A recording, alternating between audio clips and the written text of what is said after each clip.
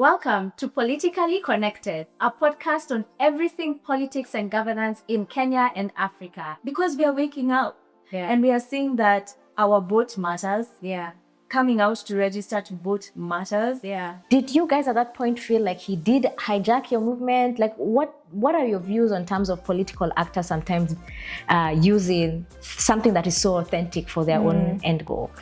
I don't agree with it, but I don't think there's anything we can really do about it. Like we said, Tuko Kadi is for everyone.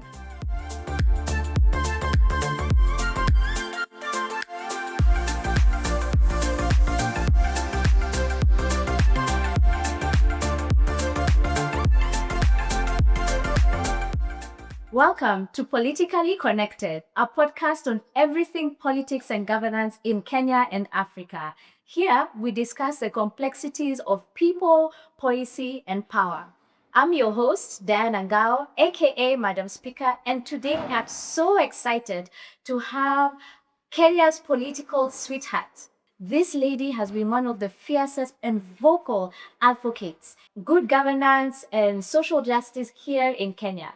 So let's give a round to Tatiana Gicheru, who is here in us in studio. Thank you so much for having me. I'm so excited to be here. Yeah, we're so glad that we could have you. I think the first time I learned of you, you were on Fixing the Nation, and I usually had to pause and I was like, who is this lady? You were so articulate, and it was so nice to see a young lady who is passionate about her country and is articulating issues so well. So I kept it in mind and I'm like, we have to have Tatiana here. Now, I definitely, before when we get into the meat of everything, before we get into the podcast, I definitely have to ask you this question. What made you get into the political landscape? Like, you've been very vocal. What is that moment that made you become politically conscious? Yeah, so I guess I've always been politically conscious because I believe our very existence is political. Every breath we take is political. Every sip of water we take is political. So I've always been political, but that consciousness and awareness, like I was very informed about international politics more than local politics. And then 2024 happened. And I don't know, I remember seeing the poster for Reject Finance Bill and reading a little bit about the bill. Yeah. The finance bill was so punitive. Yeah. And I really felt, okay, I'm going to go and protest. I had gone for the end femicide in January. Oh. So that was actually my first protest. And I think that is what started the whole thing. I started caring about femicide. I started caring about my right to protest, my right to demonstrate peaceably. So come 2024, I was aware that, okay, this time, I think the protest is not going to be like end femicide, how we were marching down the streets, vibing even with the police, dancing. I didn't think it was that because I knew this time we are against the government, where in the last protest, we were with the government kind of on the same side. So I remember telling my dad, and my mom was like, no, don't go. My dad was like, I hope when you go, they, give you some tear gas. He wanted me to have the whole experience, like, of being in a protest. In fact, even after end femicide, he was like, they didn't tear gas you guys. That's not a real protest. Yeah. So I think after 2024, that's when I picked up my camera during Reject Finance Bill and started talking about politics. And then everything that happened afterwards was so dramatic. We had the impeachment of Rigathi Gachagua. Yeah. So I was always commenting, picking up my camera, commenting. If 10 people watch, okay. If 10,000, okay. Yeah. And I just kept with it till date, even when more or less it died down. I just kept with it. So I would say, if I have to take it back, 2024 is where Kenya's political sweetheart happened. But there was a lot before that set the foundation. Okay, so maybe let's start there. Let's start in 2024. So, and you attended the protest. Now, after June 25th, maybe I'd like to know what exactly was your opinion of what happened after June 24. Do you think the protest actually achieved its goal, or did you, was it worth it? Did the Gen Zs actually achieve their goal? When you say after 2024, I remember the day when it was announced that Ruto is going to address the nation at 2 p.m. Yeah. And we were expecting him to dissolve parliament or something. We were just expecting something big. And that was the day he fired all of cabinet. Yeah. And we had hope in that moment. But if I see the way things panned out after, I would say politically speaking, it breaks my heart to say, but it's like things worked out in his favor. And so that's how we ended up with the broad-based government. So Yeah. I think the fight continues. Yeah. But I think one beautiful thing that's happened in 2024 was the youth were reminded that we can. Yeah. And I think our next 2024 moment will be in 2027. Very many critics have said that you can't rely on Gen Zs. That today they're excited and they're saying reject the finance bill. Then a few months later, they are shouting two-term. They've been mobilized to also the Gulism also we've seen. It's youth who have been sent to do these things. So there are critics that say that, the Gen Z movement, or just seems that you can't really rely on Gen Zs. They may not even turn out to vote. What are your thoughts about that? Just wait and see. You'll be so shocked. Because what happened in 2024, nobody saw it coming. Even as we didn't see it coming, Yeah. it just started the fire mandamano and layer 2. It just takes something so simple, just a flip. Yeah. And that flip is going to happen. I can see it because we can't just erase what happened in 2024. Yeah. Hundreds of young people died, even kids, shot in the back multiple times. We can't just forget that happened. And the fact that millions of us came out to the streets across the country, I find very hard to say that people are just going to forget that happened. People are going to forget the experiences that we had. Yeah. So just wait. And now, I guess that makes me segue to the Tuko Kadi campaign, because at that time, IBC, I think, hadn't even been institutionalized in terms of the commission. So even the people who wanted to recall MPs were like, where do we even start? And now those are pushed for now. We're waiting for IBC to get instituted so that we can register people to vote. And then I think it was 27th of September last year is when continuous voter registration happened. But all until this year, they had only registered about 200,000. And then from nowhere, we see Tuko Kadi Campaign. And you're one of the vocal people who are mobilizing people. So maybe tell us about, how did this come up? How did Tuko Kadi Campaign come up? It's very interesting to think about because Ademba is my friend and he's been seen as the pioneer of the Tuko Kadi movement. And so I was just watching him, KG, when he was doing the activation Kasarani. I was like, all the best with that. At the time, I was still finishing with school. I think I was like in my last week of uni. And I was just watching on Twitter and just watching more and more people come. And then in the evening, I was watching news as I always do. And he was the first story, how he registered 642 new voters in Kasarani. And I remember saying, oh my gosh, this is amazing. So I decided to do the same thing in my constituency, which is Granada, where I said, okay, I picked the same model that he used. I went to social media. I said, this is where we are meeting. We plan on registering. I started with 250 voters in one day. Okay, 250 voters. Yes. And you've not, because a lot of people who've been in this political cycle are used to politics of handouts. That if you want me to do something, you must give me something. So, I guess the political class is also they're not understanding how are Gen Zs able to mobilize and knowing that Gen Zs don't have the financial capital. Because we are waking up Yeah. and we are seeing that our vote matters. Yeah. Coming out to register to vote matters. Yeah. And it's our futures on the line, nobody else's. Yeah. So people are waking up and I have the video footage. Yeah. The first question I ask people is, why are you here? Yeah. Some would say, because I saw your video and enough is enough. Why are you here? Because Ruto must go. Those are not my words. Yeah. That's what people were saying that day. So it was very clear that young people are coming to stand up for themselves and stand up for their nation. Yeah. And they don't need to be paid to do that. So it's actually been beautiful to see. In 1 month alone, Tuko Kadi has registered 2 million voters. In 1 month. That's already almost that 6.8 million. So You see have a target of 6.8 million newly registered voters by 2027. Tuko Kadi have a target of 15 million registered voters by 2027.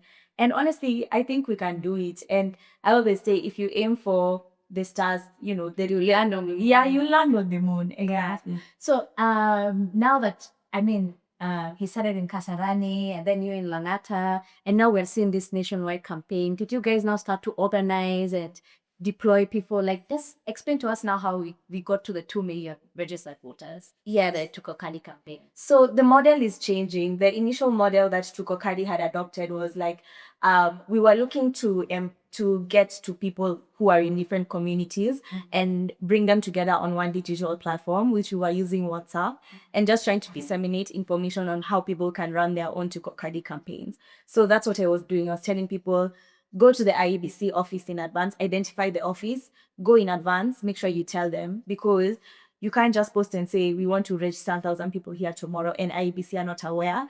You'll end up, with one clerk trying to to register 1,000 people. So just give them a heads up so that they can also be ready for you. Post about it, just keep people informed.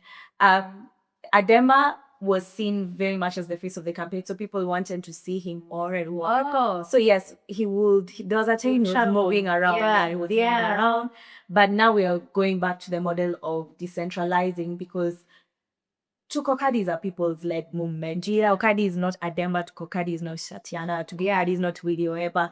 Tuko Kadi is all of us. Everybody can speak for this movement, provided they have a voter's card.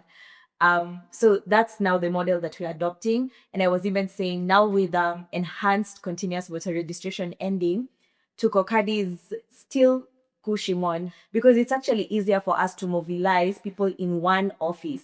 Tuko Kadi is for all of us. Yes. Like, it's not just for a few people that we are seeing. Like, it's not Ademba's, it's not yours, it's everyone who really cares about this country. But there's also something interesting that we notice is that Gen Z start this movement or this call for something, and then we see political actors jumping into it. Exactly. So we saw we saw DCP and the party leader in Nyeri with a fabulous, like, it was just fanfare on Tuko Kadi campaign in Nyeri. And later on, at a few days later, I don't know whether days or weeks, I can't remember, he was like, I want to apologize to Gen Zs for hijacking your movement. Did you guys at that point feel like he did hijack your movement? Like, what are your views on terms of political actors sometimes using something that is so authentic for their own end goal? I don't agree with it, but I don't think there's anything we can really do about it. Like we said, Tuko Kadi is for everyone. Yeah. But to politicians, it's literally your job to figure out some of these things. Yeah. It's literally your job to get people to come out and vote. Yeah. It's literally your job to get people to register to vote. So the reason why it feels like it's hijacked. Yeah, the reason why it feels like it's hijacked is because you've been there, you have all the resources. We don't have any money with Tuko Kadi, but they have all the resources, and they're not able to even make a fraction of the impact. So really, how dare you? How dare you come and take? It's like my mother now riding on my own success. Yeah. It's just wrong. So I don't agree with that. Although I've seen how Tuko Kadi has just expanded, but let it be known that Tuko Kadi is a youth-led and people-led movement. But with that being said, there's a number that I found very interesting that IBC have said that 33% of newly registered voters are actually Gen Zs. And it's a very true statistic. So actually, majority of the people being impacted by this campaign and coming to register to vote are mostly millennials who never voted before, which is very interesting when you think about it. I could say that if you look at even the data, last year, the last general election, we had 8 million youth who they were registered to vote, but they didn't vote. And if you look at previous elections as well, there's just always been some sort of apathy towards politics, especially for the young people. I think even during Kibaki's time when he was now voted in as president, that was the only other time that we saw such a high peak in terms of youth engagement and wanting to register to vote. There just seemed to be some hope, and we're all moving this direction.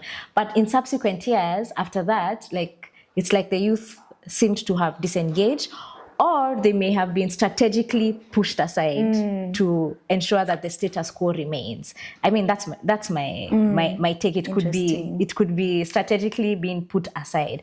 But now that you mention like this is a job of the politician, I also have been saying that IBC has a budget. And their budget was also to mobilize and communicate to the public. This is where you can come and register. I remember on 29th of September, when they said that continuous voter registration was happening, people were like, okay, nianze wapi? Where is the office for this? There never seemed to be any clear information. To some point, it made me even suspicious. I'm like, is this by design? Like, so maybe my question is to you, because you've spoken with the people in these IBC offices. What is hindering them from actually mobilizing people the way the youth-led movement is doing? What are some of the hindrances? Is there any hindrances? Because it seems that now they've left it to the citizen-led movement to do their job of mobilizing people to come and vote. Diana, I wish I knew the answer to that question, because that's what I've been asking IEBC as well. And it's been very frustrating and overwhelming on our part, because on one hand, we have to partner with IEBC because they are the mandated body charged with doing voter registration and, you know, dealing with elections. Yeah. So if we are going to forge any partnerships, we are going to partner with IEBC. But at the same time, that partnership has been exhausting, because it's like we are carrying their work on our own backs. Yeah. And it's just a lot. Like, you guys are the ones who are supposed to be doing all this. I've been to the stakeholder meetings and I never hold back, you know, especially when it comes to comms. Especially when it comes to comms. Like, even the posters, like, it doesn't look like you're actually trying to get young people to come and register to vote. Yeah. In terms of just the visuals, is it creative? Is it engaging? They're telling us, yes, we have a TikTok, but you're on TikTok posting graphics, infographics, posters. Like, have you tried to make any video content at all? And we have these ideas, but for us, you should be asking us, maybe give us your ideas, or employing, you know, young people to actually take on that work and you know, do the communications. Why is there so much misinformation? For example, there's this issue of polling station name and number being written not applicable, and people are so frustrated over that. And I've tried to do explainers on why that's the case, but trust me, that will never pick. What will pick is somebody saying mchezo wa town, you know, like that one will get 100,000 views, but me explaining the reason it's like that will not pick. So why is it hard for IBC to communicate beforehand, before people on Instagram or TikTok get annoyed? Yes, you should say, okay, so you guys might find when you're checking in the verification portal, this not applicable thing. Simply, also another question I keep getting: how long until my verification reflects on the system? Why not, when someone is done registering, you just tell them after 3 weeks you can check the portal and you'll get your name there? Why is that so hard? So just that, being proactive, not waiting to just defend yourself all the time, because we are also dealing with a lot of mistrust in public institutions, especially IEBC. How are we supposed to go into an election and we don't even trust this institution? So they need to do a lot more work. I actually agree with you. And actually, when you talk about mistrust, I think one of the biggest problems, there are very many problems with this current administration, but even some of the historical problems about governance is communication. And that's why we mistrust a lot of our government institutions, because they don't seem to be if you know this is your target audience, then you need to innovate to see where to get them and how to communicate to them. And that also brings me now to this other question, in terms of this Gen Z movement since June 2024 seem to have completely flipped the scales of the political landscape. You see a lot of political players all trying to attach themselves to a sort of Gen Z movement, or try to see like they're connected to Gen Z movements. But we are not seeing that movement translate into people joining political parties. So it leads me to ask, is that why is it that young people, or people who maybe have never voted before, why is it that they don't feel like political parties is a vehicle for change? I have a few answers when it comes to that. First, I'll say maybe we don't feel represented by the parties that are there. And this also ties back to the conversation we were just having about young people not showing up to vote. And I think it's so interesting. Why will the young people not show up to vote in this election?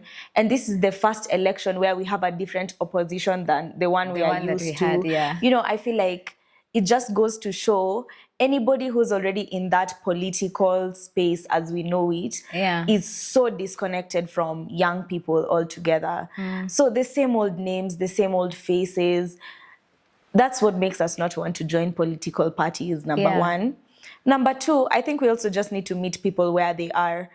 I've been beefing a lot with the I don't do politics people online. How can you not do politics? Politics will do you. In Kabisa.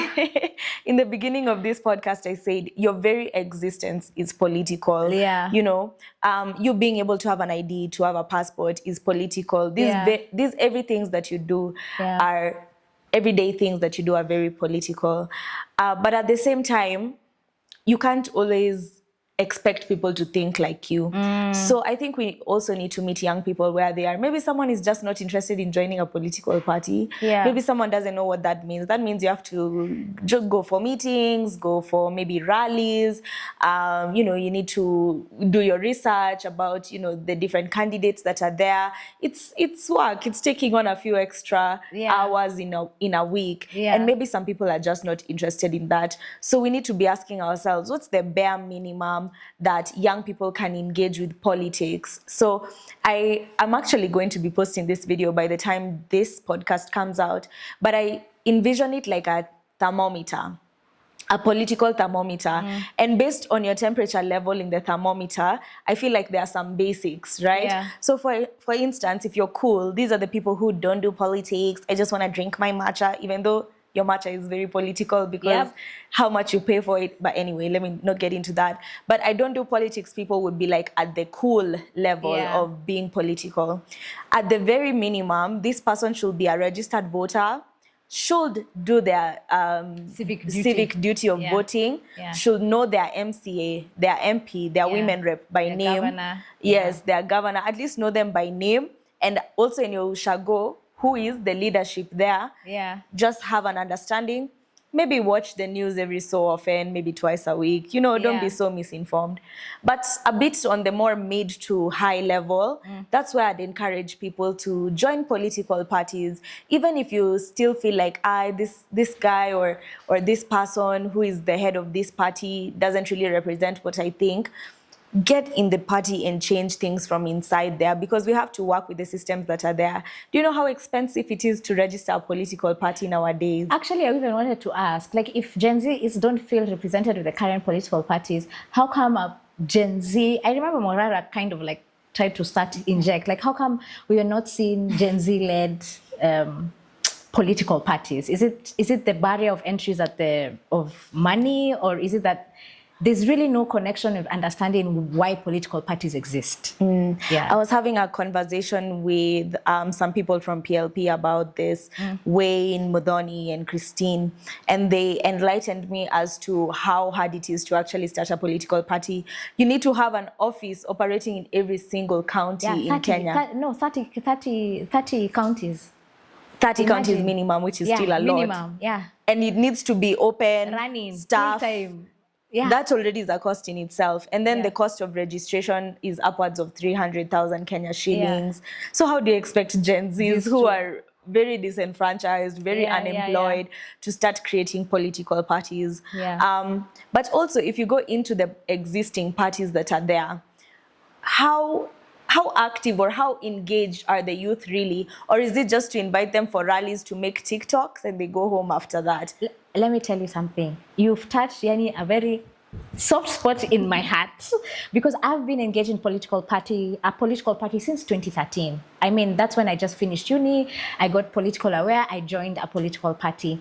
And what I have seen, and that's why I was so excited about the Gen Z movement, because I kept on feeling, finally, young people are paying attention to what's happening. I kept on feeling like young people are being pushed as wingers. So we'll only add you into the conversation when we want to show that, hey, look, we have a young person.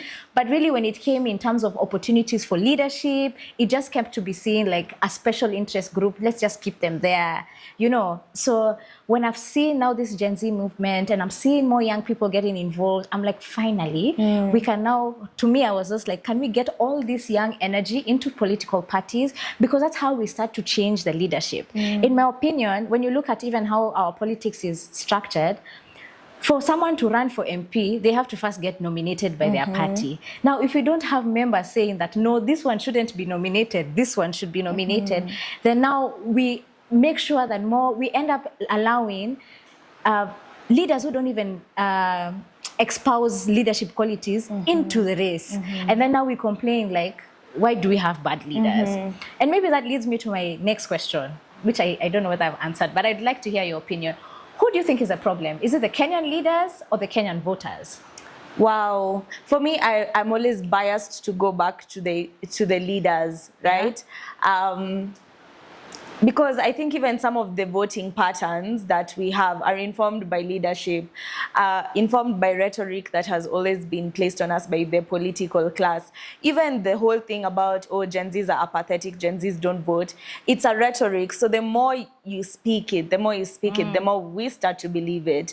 And that's how the numbers actually end up showing for it. So I think it's fundamentally, I do think it's a leadership problem, but I do think that when we are trying to fix our leadership, it has to start, and I hate to say bottom up, but it really does have to start with us and go upwards, right? Because who are we to complain about bad governance and we are not registered to vote? You know, who are we to complain about finance bill and you're just seated in your house watching, you know, your age mates in the streets risking their lives, you know, to change their country. So I think the initiative is definitely personal, but there's a way people at the top, I think, collide.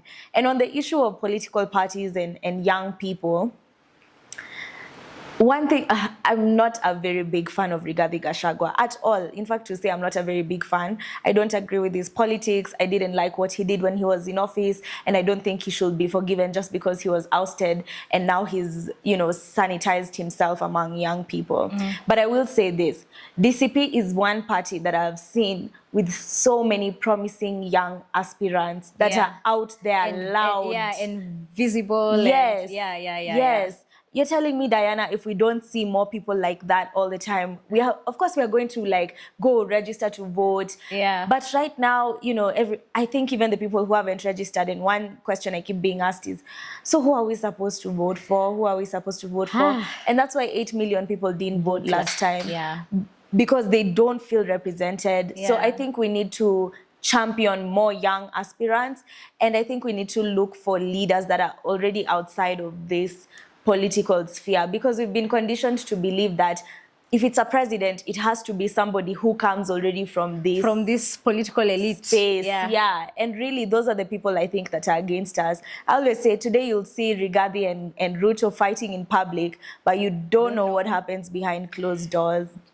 Trust me. And I like what you said. And I think this now, as we conclude, this now would lead me to my last question in regards to it seems that we all know, or Gen Zs or millennials, or let me just say youth, we seem to know what we don't want. Everyone is saying Ruto, one term, Ruto must go. Like, we seem to know what we don't want, what we don't want. We know who we won't vote for, but we don't seem to know who we should vote for. So for me, my kind of thinking is that we've been so conditioned to personality politics that it makes us almost forgive some certain flaws in qualities and track record, that now we are just saying because everyone is saying Ruto, you know, that now he seems to be the biggest horse that will win the election. So maybe my question is in terms of what would be your parting shot to young people on how they should elect a leader? Because we need leaders who will make change. That's why we are all here discussing politics. We are upset, we are angry, and no more so not only angry, we also want our country to change. I feel like we are being suffocated. We want to breathe. We want to see the possibilities that young people can do in their country without feeling like I just have no opportunities, I can't do anything. So what would you say is, if youth don't know if they don't know who to vote for, what should they look for? I think one thing is, instead of listening to what this person says they will do, like everybody says, have you seen the manifesto? Have you seen the manifesto? These days, I don't care for anybody's manifesto. What have you been able to do? Even if you've not been in politics, in your own sphere of influence, what have you been able to achieve? What do people know about you? Do people know this guy is a bad guy? If you piss him off, he'll, send a goon to you, or, this guy is just known for throwing money around. This guy is just known for this. What has this person been able to achieve? So instead of asking about the promises, I think we need to look at the track record. That's for one. Second, and I have a friend called Happy Olal who said this. Sometimes when I say a name like Happy Olal, I know I might get myself in trouble, but it's very revolutionary. And he said he doesn't vote for people unless he has their number in his phone. And I think that's such a good principle, because it also comes down to you. What research are you doing? Like, how are you getting to know the people who are running for office? On what level are you getting to know them? It's only in Kenya that my MP is Jalango. I don't even know where I could even try and get Jalango if I wanted to. He's so far removed from you, his constituents. Yet, I should be able to call him and say, hey, us guys have not had water in a whole week. What's the story with that? Are you going to fix these potholes that are out here? But for us to have that engagement, it's so hard. And then it's almost like a privilege. If Jalango invites people for a meeting today, it'll be like, wow, we are going. It shouldn't. It should be modus operandi. It should just be how things are done. So, is this somebody who is actually a community person, or is this someone who is removed from the community? People were roasting Sakaja some time ago for always being in Coast Retreat, Diani. What are you doing? You're supposed to be in Nairobi. So is this a person who is actually a community person, is known on the ground by people? I also think we shouldn't just vote for people just because they're young, for example, but it's good to also give our young candidates some first priority, because I think these are people who have not been in the space. These are people with fresh ideas. Look at what young people have been able to do with Tuko Kadi. We have the capacity. We are the most educated generation this Kenya has ever seen. We have so much information 24/7 at our fingertips. We are so smart, and the political class know that. They are so afraid of us. Shaking, So it's time to start, putting young people in the room, at the table. So try and find out the young aspirants. Try and follow.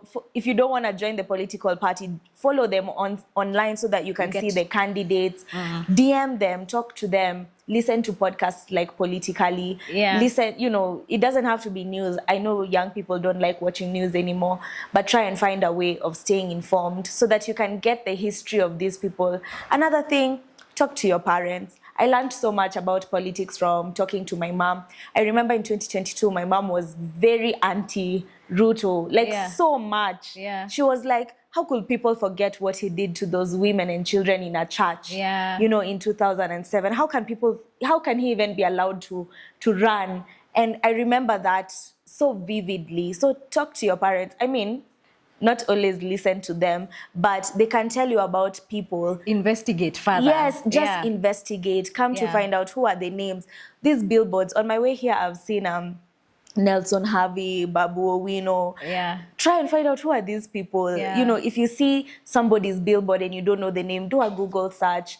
But really, the same way, we as Gen Zs, we are always like, oh, if I don't know where my boyfriend is, I can become like DCI so fast. Just have the same energy when it comes to knowing. I love that. Have the same energy when you can't find your boyfriend.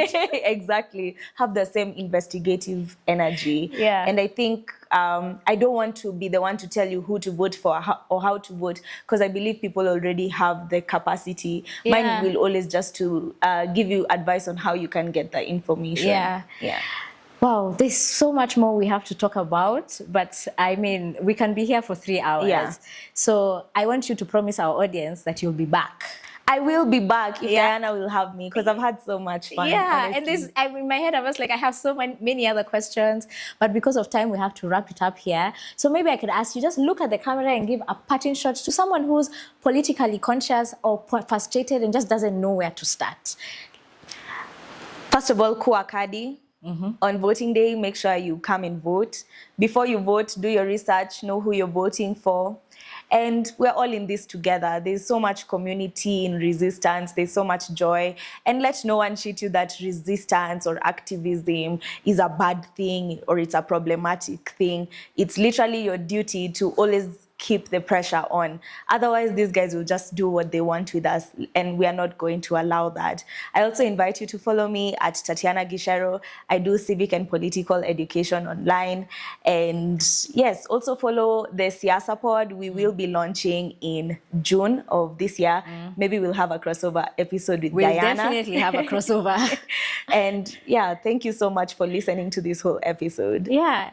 There you guys have it from Kenya's political sweetheart. There is so much hope for Kenya's generation, young generation, where this time we're not saying that you'll be leaders in the future. We're the leaders of now. And you've had it straight from Tatiana Gicheru. Make sure you follow her on her social media platforms and stay connected, as she said.